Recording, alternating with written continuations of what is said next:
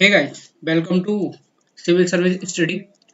इस वीडियो में हम करेंगे यूपीएसआई का जो मेमोरी बेस्ड पेपर है 20 सितंबर 2017 को हुआ था। देखिए, आप सभी लोगों को पता होगा यूपीएसआई के जो लास्ट एग्जाम हुए थे वो हुए थे 2017 में।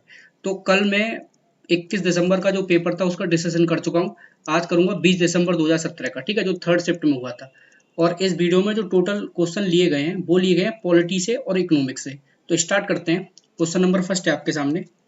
यहाँ पे लिखा हुआ है, केंद्रीय सतर्कता आयोग की स्थापना भ्रष्टाचार निवारण समिति की सिफारिशों पर की गई थी, जिसका नेतृत्व इनमें से किस समिति के द्वारा किया गया था। मतलब जो सीबीसी है, देखिए जो ये सतर्कता आयोग है तो इसको बोलते हैं सेंट्रल विजिलेंस कमीशन, सीबीसी इसको शॉर्ट में बोला जाता है।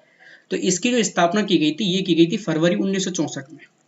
तो प्रश्न यहाँ पे ये पूछा गया है कि ये जो सीबीसी बनाया गया था इसकी स्थापना इनमें से कौन सी समिति की सिफारिश पर की गई थी। तो देखिए सरकार ने क्या किया था, सरकार ने एक समिति बनाई थी जिसका नाम था के सतनाम कमेटी, मतलब ऑप्शन बी। तो के सतनाम कमेटी ने रिकमेंडेशन दिया था कि सरकार को क्या किया जाना चाहिए, सरकार को एक केंद्रीय सतर्कता आयोग की स्थापना की जानी चाहिए जो क्या करेगी, जो सरकार के जो डिपार्टमेंट है, सरकारों के जो विभाग है उसमें व्याप्त जो भ्रष्टाचार है उसको रोकने के लिए। तो सरकार ने क्या किया, फरवरी 1964 में सीबीसी की स्थापना कर दी, ठीक है। बाद में सरकार क्या करती थी कि सीबीसी बनाया तो सही, पर सरकार ने उस समय सीबीसी को सेंट्रल विजिलेंस कमीशन मतलब केंद्रीय सतर्कता आयोग को संवैधानिक दर्जा नहीं दिया था। बाद में सरकार ने क्या किया, 25 अगस्त 1998 को सीबीसी को एक संवैधानिक दर्जा और दे दिया, सीबीसी को संवैधानिक दर्जा। तो अब ये क्या बन चुका है, एक कॉन्स्टिट्यूशनल बॉडी बन चुका है, ठीक है। अब यहाँ पे देखिए सीबीसी जो होता है उसका स्ट्रक्चर क्या है, सीबीसी में होता है टोटल 3 सदस्य। एक तो होता है जिसको बोलते हैं चीफ विजिलेंस कमिश्नर, मतलब इसको बोलते हैं मुख्य सतर्कता आयुक्त, सतर्कता आयुक्त। और इसकी सहायता करने के लिए दो क्या होते हैं, दो होते हैं सतर्कता आयुक्त। तो टोटल इसमें होते हैं 3 सदस्य, ठीक है। एक तो होता है मुख्य सतर्कता आयुक्त और दो क्या होते हैं, अन्य सदस्य होते हैं। अब यहाँ पे एक क्वेश्चन ये आ जाता है कि वर्तमान में सीबीसी कौन है। देखिए ये अभी मई के महीने में अपॉइंट किए गए, इनका नाम है संजय कोठारी। संजय कोठारी, संजय कोठारी कौन है, संजय कोठारी वर्तमान में मुख्य सदस्य सतर्कता आयुक्त है। तो इतनी चीजें आपको क्लियर हो चुकी होगी इस क्वेश्चन से। तो चलते हैं क्वेश्चन नंबर सेकंड पे।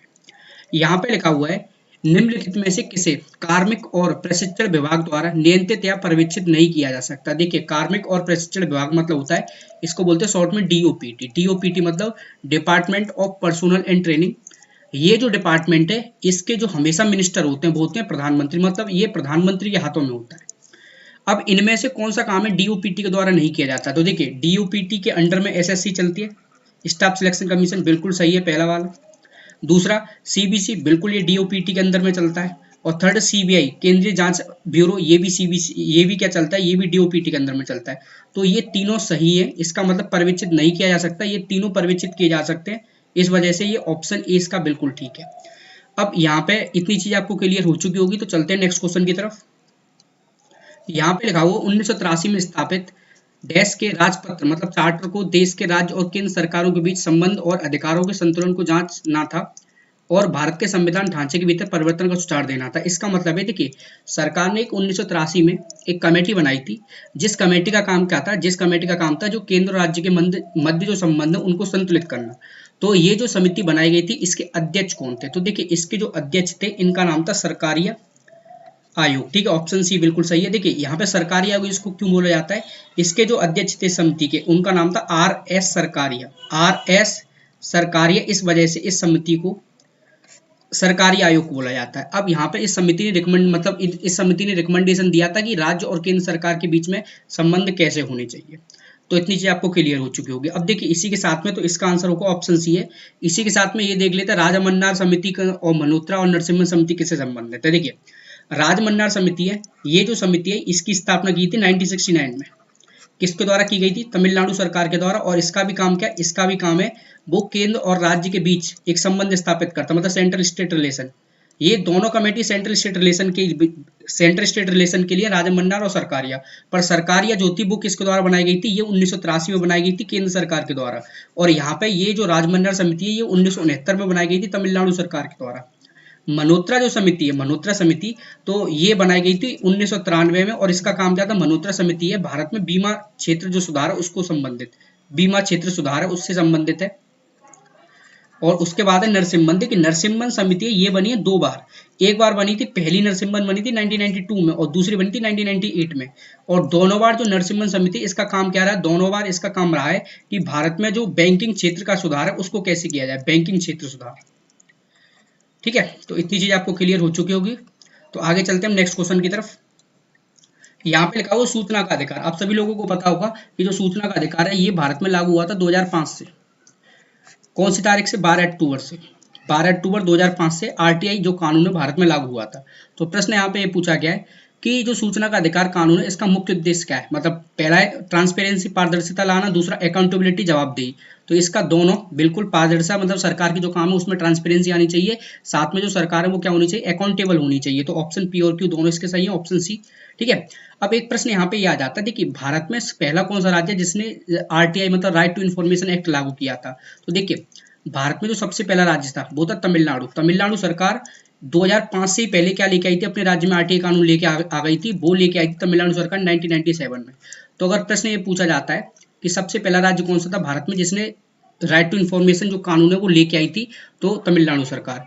पर अगर ये पूछा जाता है 2005 वाला जो आरटीआई एक्ट है उसको लागू करने वाला पहला राज्य कौन सा था, तो 2005 वाला जो आरटीआई एक्ट है उसको लागू करने वाला जो पहला राज्य था वो था राजस्थान।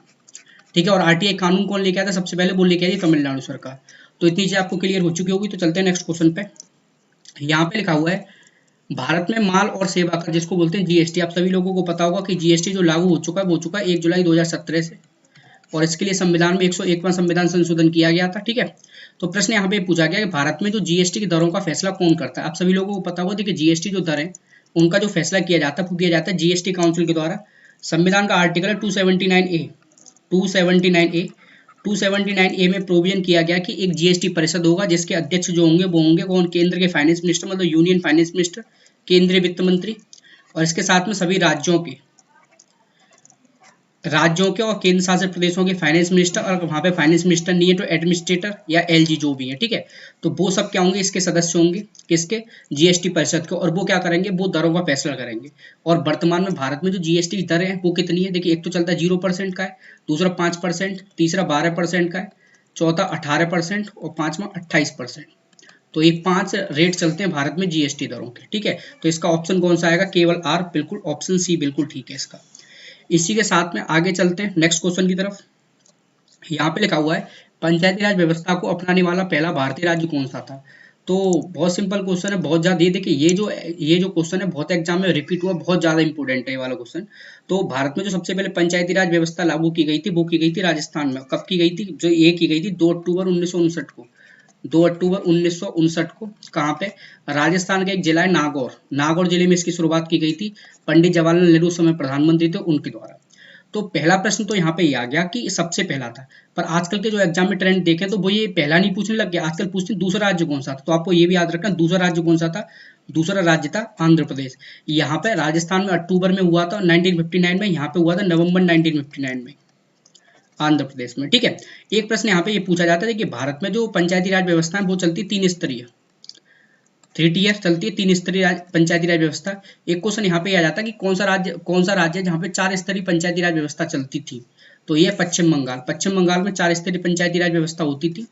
ठीक है, ये भी आपको याद रखना है। तो आगे चलते हैं नेक्स्ट क्वेश्चन की तरफ। यहाँ पे लिखा हुआ संसद सत्र डैश से प्रारंभ होता है, मतलब संसद का जो सत्र होता है, आप सभी लोगों को पता होगा संसद के सामान्य 3 सत्र होते हैं। कौन कौन से, साल का जो सबसे पहला जो सत्र होता है उसको बोलते हैं बजट सत्र, बजट सत्र। दूसरा जो सत्र होता है वो होता है मानसून सत्र, और तीसरा जो सत्र होता है वो होता है शीतकालीन सत्र। अब यहाँ पे देखिए 2 क्वेश्चन तो यहीं से बन जाते हैं। सबसे पहला तो कि साल में आपसे कुछ क्वेश्चन पूछा जाएगा कि संसद के सामान्य कितने सदस्य वो सॉरी सामान्य एक साल में कितने सत्र होते हैं, तो आपको आंसर लगाना 3, ये सामान्य होते हैं। पर क्वेश्चन में पूछा जाता है कम से कम कितने हो सकते हैं, कम से कम। तो देखिए कम से कम में क्या रहता है कि संसद के जो 2 सत्र हैं उनके बीच में कभी भी 6 महीने से ज्यादा गैप नहीं होना चाहिए। अगर 6 महीने का गैप मेंटेन रखना है तो कम से कम तो 2 कराने होंगे। आंसर देखिए अंतर आ जाता है यहाँ पे। एक क्वेश्चन में आता है सामान्य कितने, तो सामान्य होते हैं 3, कम से कम कितने होते हैं? 2। और ये जो संसद के सत्र हैं, देखिए सबसे पहला होगा बजट सत्र। बजट सत्र जब भी चालू होगा तो दोनों सदनों की जो संयुक्त बैठक मतलब संयुक्त संबोधन करेगा वो किसके द्वारा किया जाएगा? राष्ट्रपति के द्वारा। तो इसका ऑप्शन सी बिल्कुल ठीक है। इतनी चीज आपको क्लियर है? तो आगे चलें फिर नेक्स्ट क्वेश्चन की तरफ। यहाँ पे लिखा हुआ है, यदि कभी यह सवाल उठता है कि कोई विधेयक धन विधेयक है या नहीं, तो इसका अंतिम निर्णय किसके द्वारा लिया जाता है? तो इसका जो अंतिम निर्णय लिया जाएगा वो लिया जाएगा लोकसभा के अध्यक्ष के द्वारा। ठीक है, धन विधेयक मतलब मनी बिल। कोई बिल मनी बिल है या नहीं, इसका निर्णय कौन लेगा? इसका निर्णय लेगा लोकसभा के अध्यक्ष। और ये जो मनी बिल आता है वो संविधान के कौन से आर्टिकल में आता है? ये आता है आर्टिकल 110 में। उसके बाद नेक्स्ट क्वेश्चन यहाँ पे बोला गया है, भारत में मत देने के लिए मिनिमम मतलब विधिक उम्र क्या है? देखिए भारत का जब संविधान लागू हुआ था कब? 26 जनवरी 1950। तो उस समय जो वोट देने की आयु होती थी वो होती थी 21 साल। मतलब 21 साल से छोटा व्यक्ति है या कम उम्र का व्यक्ति है वो क्या नहीं कर पाएगा? वोट नहीं दे पाएगा, मतदान नहीं दे पाएगा। बाद में क्या करते हैं? बाद में एक अमेंडमेंट किया जाता है, वो किया जाता है राजीव गांधी के द्वारा। ठीक है, और वो कौन सा अमेंडमेंट था? तो वो किया जाता है 61 अमेंडमेंट। 61 अमेंडमेंट मतलब 61वां संविधान संशोधन किया जाता है 1988 में। और इसके द्वारा क्या किया जाता है? इसके द्वारा वोट देने की जो आयु है वो 21 साल से घटा के कर दी जाती है 18 साल। तो इसका ऑप्शन डी बिल्कुल ठीक है। पर यहाँ प्रश्न में अगर ये पूछ लिया जाता है कि संविधान लागू होने के समय मत देने की मतलब विधिक उम्र क्या थी, तो उस समय आपको लगाना था यहाँ पे 21 साल। ठीक है, पर वर्तमान में कौन सा लगाना है? 18 साल। तो इतनी चीज आपको क्लियर है। साथ में आगे चलते हैं फिर नेक्स्ट क्वेश्चन की तरफ। यहाँ पे लिखा हुआ कौन सा प्राधिकरण या प्राधिकारी भारत के राष्ट्रपति के चुनाव की प्रक्रिया का संचालन करता है? तो देखिए कल जो मैंने वीडियो बनाई थी उसमें इस क्वेश्चन को डिस्कशन कर चुका हूँ कि भारत में जो इलेक्शन कमीशन ऑफ इंडिया मतलब भारत निर्वाचन आयोग है वो टोटल 6 चुनाव कराता है। कौन कौन से कराता है? एक तो राष्ट्रपति का चुनाव कराएगा, दूसरा कराएगा उपराष्ट्रपति का, तीसरा कराएगा लोकसभा का, चौथा राज्यसभा का, पांचवा कराएगा लेजिस्लेटिव असेंबली मतलब विधानसभा का, और छठा कराएगा लेजिस्लेटिव काउंसिल। तो ये जो 6 इलेक्शन है ये कराए जाते हैं भारत निर्वाचन आयोग के द्वारा। तो प्रश्न यहाँ पे है कि भारत के राष्ट्रपति के चुनाव की प्रक्रिया का संचालन कौन कौन करता है? तो सीधी सी बात है, इसका कौन करेगा? चुनाव आयोग, भारत का चुनाव आयोग, इलेक्शन कमीशन ऑफ इंडिया। और इलेक्शन कमीशन ऑफ इंडिया जो आता है ये आता है आर्टिकल 324 से लेकर आर्टिकल 329 में। पर देखिए एक अभी कुछ एग्जाम हुआ था, शायद लास्ट ईयर हुआ था UPSSC का। उसमें क्वेश्चन पूछा गया था दिसंबर के महीने में यूपी असिस्टेंट में। उसमें क्वेश्चन पूछा गया था कि जो राष्ट्रपति का चुनाव होता है तो राष्ट्रपति के चुनाव में आप सभी लोगों को पता होगा कि MP और MLA वोट डालते हैं, मतलब लोकसभा, राज्यसभा और विधानसभा के जो सदस्य वोट डालते हैं। और वोट जो डालते हैं वो डालते हैं बैलेट पेपर पे, मतलब एक कागज का पेपर होता है उसके ऊपर वोट डाले जाते हैं। तो प्रश्न यहाँ पे ये पूछा गया था कि जो संसद के सदस्य होते हैं उनके बैलेट पेपर का कलर कौन सा होता है? तो ये आपको याद रखना, बहुत ज्यादा इंपॉर्टेंट क्वेश्चन है। देखिए लोकसभा और जो राज्यसभा के जो सदस्य हैं इनको जो बैलेट पेपर दिया जाता है ये दिया जाता है ग्रीन कलर का, मतलब हरे कलर का दिया जाता है। और जो विधानसभा के जो सदस्य होते हैं इनको जो बैलेट पेपर दिया जाता है ये दिया जाता है पिंक कलर का। इतनी चीज आपको क्लियर है। और देखिए इसी के साथ में यहाँ पे जो लोकसभा है, लोकसभा से आप याद कर लें, देखिए लोकसभा का जो कलर है वो कौन सा? ग्रीन। तो ग्रीन से आपको याद रहेगा कि लोकसभा और राज्यसभा के सदस्य कौन सा? ग्रीन कलर का उनको ग्रीन कलर का बैलेट पेपर दिया जाता है। और विधानसभा के सदस्यों को कौन सा? पिंक कलर का दिया जाता है। तो इतनी चीज आपको क्लियर है। तो नेक्स्ट क्वेश्चन पर चलते हैं। यहाँ पे लगा हुआ रेड फ्लैग नाम का संयुक्त वायुसेना अभ्यास भारत और किस देश के साथ में होता है? तो देखिए रेड फ्लैग जो होता है भारत का वो होता है अमेरिका के साथ में। ऑप्शन सी बिल्कुल ठीक है इसका। अब देखिए अमेरिका के साथ में अमेरिका और इंडिया के बीच में कुछ एक्सरसाइज होती है बहुत ज्यादा इंपॉर्टेंट है, वो आपको समझनी है। देखिए भारत USA और किसके साथ में? इंडिया में एयरफोर्स की जो एक्सरसाइज होती है, एयरफोर्स मतलब वायुसेना की, वो होती है 2। कौन कौन सी होती है? एक तो होती है रेड फ्लैग, एक तो होती है रेड फ्लैग, और दूसरी तो कोप इंडिया। कोप इंडिया ये भारत और अमेरिका की वायुसेना के बीच में होती है। दूसरी होती है आर्मी की। तो आर्मी की अमेरिका और भारत के साथ कौन कौन सी होती है? एक तो होती है युद्ध अभ्यास,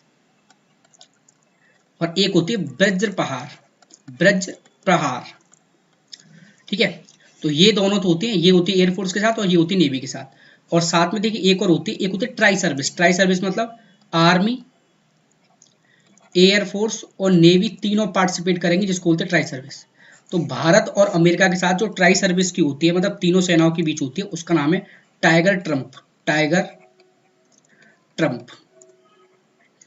इतनी चीज आपको क्लियर है। तो आगे चलें। यहाँ पे लिखा हुआ है, ये IPC का है क्वेश्चन है ये, थोड़ा बहुत ठीक क्वेश्चन है। यहाँ पे बोला गया है कि राम ने एक अपराध किया जिसके लिए सजा सिर्फ 40 रुपए का है। ठीक है, एक अपराध किया जिसपे फाइन लगाया गया 40 रुपए का द्वारा। पर यहाँ पे क्या किया जाता है कि जो राम है वो 40 रुपए का भुगतान नहीं करता है, तो आईपीसी की धारा 67 के अनुसार उसे भुगतान न करने के लिए अधिकतम अधिकतम डैश कितने महीने तक कैद किया जा सकता है। देखिए, जो धारा 67 है, सेक्शन 67 है आईपीसी का, वो उसमें क्या किए गए, उसमें 3 तरह के सजा के प्रावधान किए गए।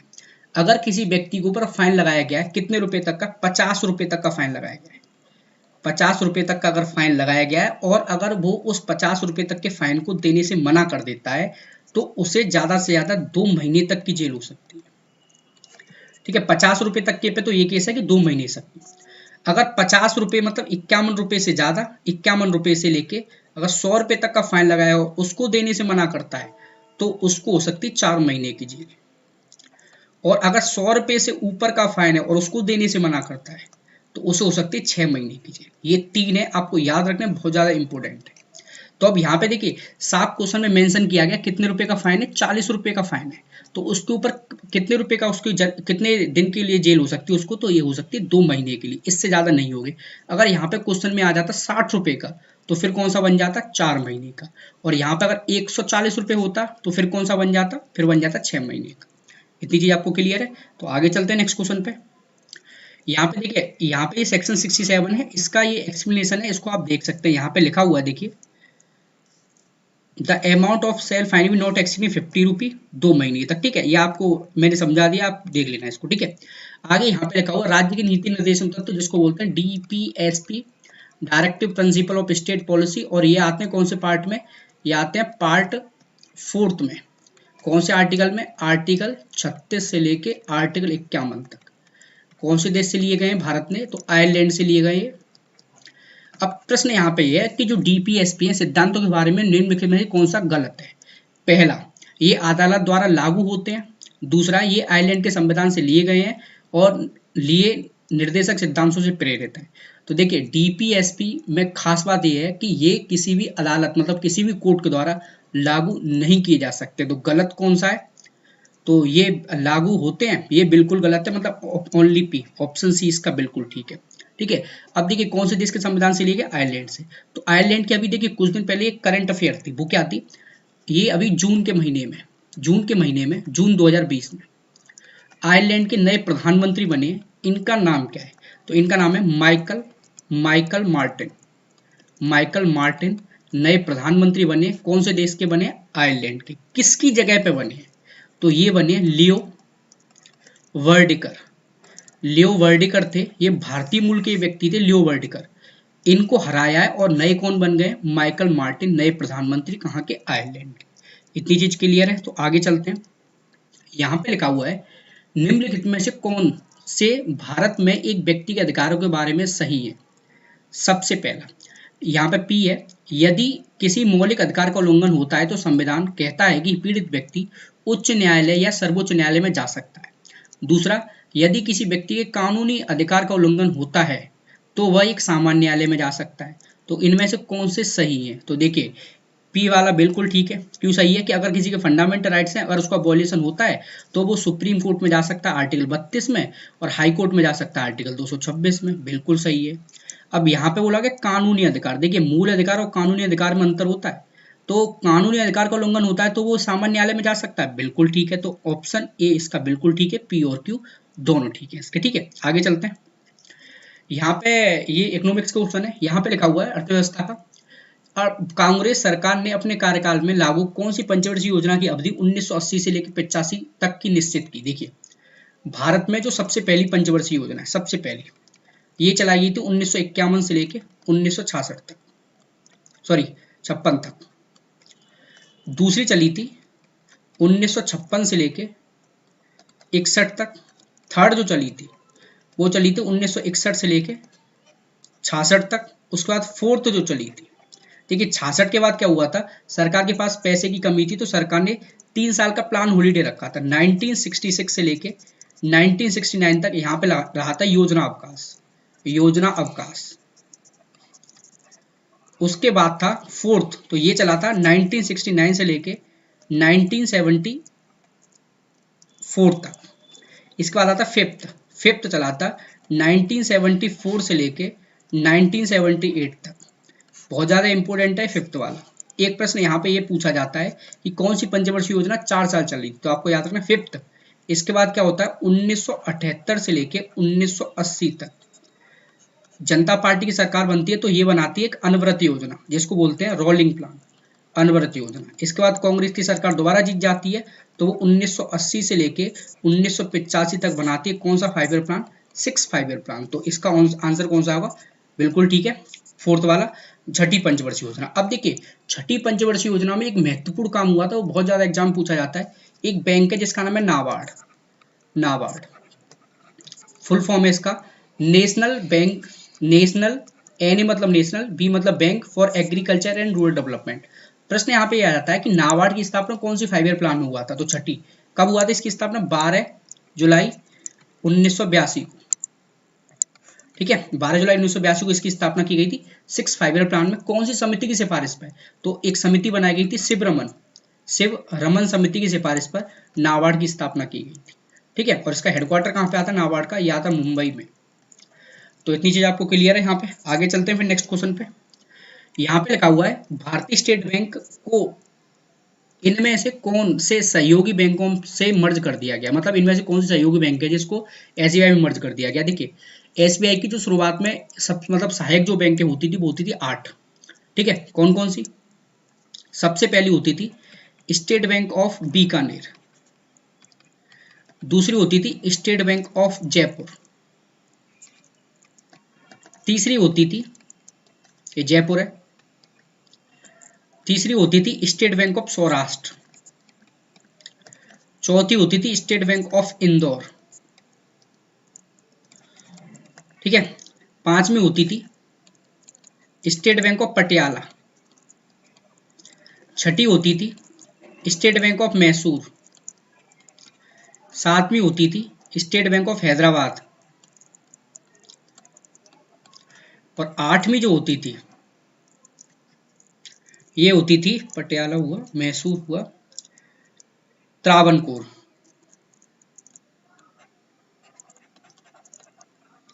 ठीक है। ये होती थी 8, 4 और 4 8, ठीक है। अब शुरुआत में सरकार क्या करती है, देखो इन दोनों को मिलाती है बीकानेर एंड जयपुर को, कब 1962 में इन दोनों को मिला दिया गया। तो बची कितनी, 8 थी, एक कम हो गई तो बची यहाँ पे 7। कौन कौन सी, ये state bank of Bikaner and Jaipur, इसके बाद सौराष्ट्र, इंदौर, पटियाला, मैसूर, हैदराबाद और त्रावणकोर। इसके बाद सरकार क्या करती है 2008 में स्टेट बैंक ऑफ सौराष्ट्र को स्टेट बैंक में मिला देती है। तो यहाँ पे एक और कम हो गई तो कितनी बची, 6 बची। इसके बाद सरकार क्या करती है 2010 में इंदौर को स्टेट बैंक ऑफ इंडिया में मिला देती है। तो एक और यहाँ पे कम हो गई तो कितनी बची, 5। 5 कौन कौन सी, एक तो ये और 4 ये, ठीक है, पटियाला, मैसूर, हैदराबाद, त्रावणकोर। अब सरकार क्या करती है इन पांचों को state bank of Bikaner and Jaipur और ये पांचों को यहाँ से यहाँ तक इनको 2016 में स्टेट बैंक ऑफ इंडिया में मिला देती है, ये भी आपको याद रखना है। तो इसी के साथ में देखिए यहाँ पे कौन सी सहयोग बैंकों को मर्ज किया गया है, तो इन दोनों को मर्ज किया गया इस क्वेश्चन के हिसाब से, तो ऑप्शन सी इसका बिल्कुल ठीक है। आगे चलते हैं फिर नेक्स्ट क्वेश्चन पे। यहाँ पे लिखा हुआ जीडीपी पर कैपिटा, कैपिटा मत होता प्रति व्यक्ति आय, ठीक है, प्रति व्यक्ति आय, कैपिटा मत होता प्रति व्यक्ति आय। तो प्रश्न यहाँ पे पूछा गया प्रति व्यक्ति आय के मामले में कौन सा देश पहले नंबर पे आता है। मोस्टली यहाँ पे स्टूडेंट गलती कर देते हैं, लगा जाते हैं अमेरिका। याद रखना अमेरिका की अर्थव्यवस्था सबसे बड़ी है पर प्रति व्यक्ति आय में वो सबसे ज्यादा नहीं आता है। प्रति व्यक्ति आय कैसे निकाली जाती है कि किसी भी देश की जो टोटल इनकम है वो कितनी है, कुल आय कितनी है, डिवाइडेड बाई टोटल पॉपुलेशन कितनी है। और पॉपुलेशन में भी वही पॉपुलेशन लिया जाता है जिनकी 18 साल से ऊपर है आयु। तो देखिए हम यहाँ पे अमेरिका की जितनी भी टोटल इनकम है उसमें पॉपुलेशन भी तो है 32 करोड़ की आबादी यहाँ पे, तो इतना नहीं निकल पाता है। यहाँ पे जो सबसे ज्यादा है पर प्रति व्यक्ति आय में वो आता कतर।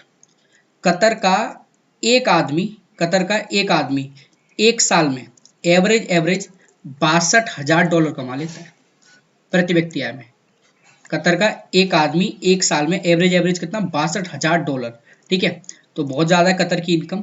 अब कतर यहाँ पे न्यूज में आ गया तो इसकी कैपिटल और करेंसी भी देख लेते हैं कि यहाँ पे कतर की जो कैपिटल है वो है दोहा और यहाँ पे जो करेंसी चलती है वो चलती है रियाल, इतनी चीज क्लियर है, तो ऑप्शन सी इसका बिल्कुल ठीक है। तो आगे चलते हैं नेक्स्ट पे। यहाँ पे लिखा हुआ है निम्नलिखित में से प्राथमिक क्षेत्र किसको कहा जाता है। देखिए अर्थव्यवस्था जो होती है, अर्थव्यवस्था, उसके होते हैं 3 क्षेत्र। कौन कौन से? सबसे पहला जो क्षेत्र होता है उसको बोलते हैं प्राथमिक क्षेत्र, दूसरा जो क्षेत्र होता है उसको बोलते हैं द्वितीयक, और तीसरा जो होता है तृतीयक। प्राथमिक में आता है, क्या आता है प्राथमिक में? कृषि तथा उससे संबंधित क्रियाकलाप। ठीक है।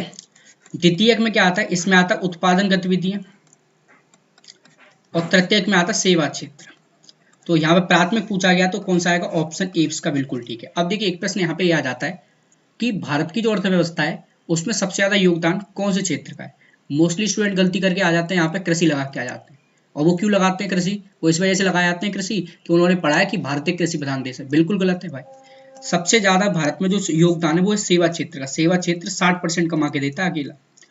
दूसरे नंबर पे आता है कौन सा वाला? दूसरे नंबर पे आता है इसका द्वितीय क्षेत्र का 25%, और लास्ट जो आता है 15, तो 15 कमा के दे पाता है ये। ठीक है।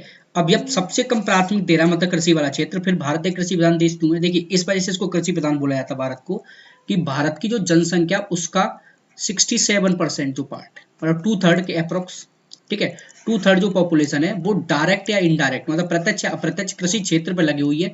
इस वजह से इसको कृषि प्रधान देश बोला जाता है। ठीक है। और अगर कंट्रीब्यूशन की बात करें, योगदान सबसे ज्यादा कौन से क्षेत्र का है, तो वो तृतीय क्षेत्र का। ये आपको याद रखना बहुत ज्यादा इंपॉर्टेंट है। आगे चलते हैं।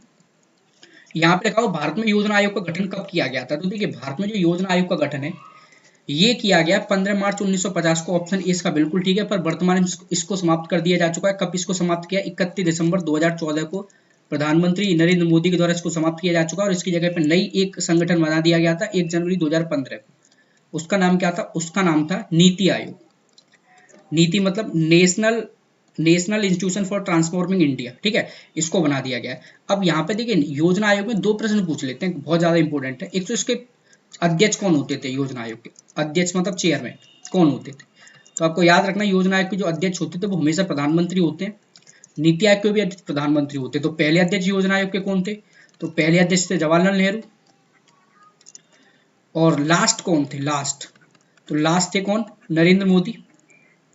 और लास्ट नरेंद्र मोदी कैसे हुए? 2014 में 31 दिसंबर को खत्म हुआ है। ठीक है, यहाँ पे जून 2014 में मोदी जी प्रधानमंत्री बन चुके थे, तो लास्ट जो अध्यक्ष थे वो यही थे। अब एक क्वेश्चन यहाँ पे आ जाता है कि इसको उपाध्यक्ष में भी पूछ लेते हैं। पहले उपाध्यक्ष कौन थे? तो पहले उपाध्यक्ष थे योजना आयोग के गुलजारी लाल नंदा पहले थे। और जो सबसे लास्ट थे उनका नाम क्या था? सबसे लास्ट थे मोंटेक सिंह आहूवालिया। ओके, आगे। तो आज के लिए इतना ही। ठीक है, अब मैं इसमें डिस्कशन कर चुका हूँ। थर्ड जो शिफ्ट हुआ था कौन का? 20 दिसंबर 2017 का उसका। ठीक है, अगले जो वीडियो होगी उसमें सेकंड शिफ्ट और फर्स्ट शिफ्ट का डिस्कशन करेंगे। तो आज के लिए इतना ही। Okay, thank you.